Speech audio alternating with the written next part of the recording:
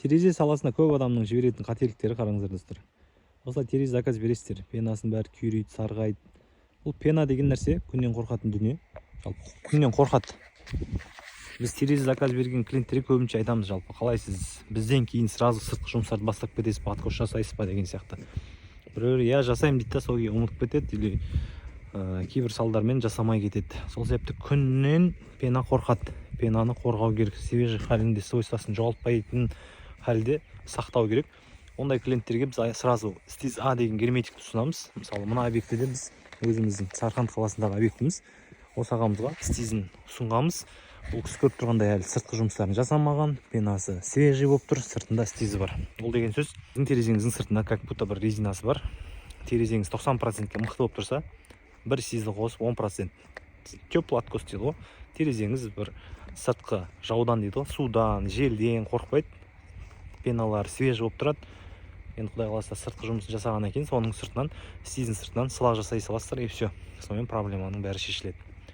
Негізі көріп жүрміз ғой, просто мысалы біз той қойған терезелер болады. Мысалы біз терезе қойып беріп кеткеннен кейін оның күтімі, фурнитураға құм түспеу, лай түспеуінің күтімі, жалпы пенасы, күннен қорғау, оның бәрі уже сіздердің міндеттеріңіз. Біз оны кейіп өзіміз қорғап бермейміз. Неге? Біз монтаж кезінде алдын ала заказ қабылдамай жатып ұсынамыз. Осылай сұрақтар қою барысында қалай жалпы стиз керек па, керек емес па? Стиз деген дүние негізі жалпы керек дүние, ақшаңыз болып жатса. Егер ақшаңыз жоқ болса, онда керек емес нәрсе. Өзіңіз самостоятельно қорғайсыз, кафельный клей бар болмаса, құмсалықпен сразу откос жасап тастайсыз деген сияқты да. Негізі стиздің бір пайдасы бар. Пайдасы болғаннан кейін көп адам қолданып жатыр. Сол себепті ескеріңіздер, алдағы уақытта терезе заказ берсеңіздер, стизімен алуға тырысыңыздаршы.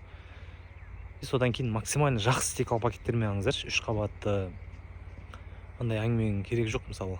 Болмаса оңтүстік Қазақстан жақта. Біз жақта қандай суық болады дейсің деген сияқты, сосын отырады, үйім жылымай жатыр, бір жерден жел кіріп жатқан сияқты деген сияқты. Осындай қателікті жібермеңіздер. Көп адамдағы мысалы мен стиз керек емес деп айтатын себебім, ішке күн түспегеннен кейін сол халінде тұра береді. Мысалы, мына объектіге бір жылдан жақын болып қалды срок. Сондай жерлері күн түскен, сол себепті шамалы сарғайған, ана жерлер сарғаймаған. Бұл объектіде полный сыртында стиз. Бірақтан бұнында көп қалдыр болмайды. Талғын ештеңе жоқ. Сол себепті сыртына стиз жақсаңыздар, нұр үстіне нұр.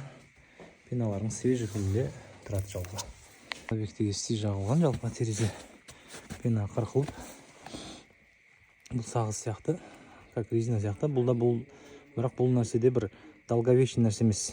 Мысалы, бұны қалдырып бір 5-6 жыл қалдыруға болмайтын мен. Бұл енді защитать етеді, пенаңызды свежий халіне ұстайды, но бірақтан өмір бақи емес та. Сол себепті соны ескеру керек. Бұны жаққаннан кейін де сразу сыртқы откос жасалу керек.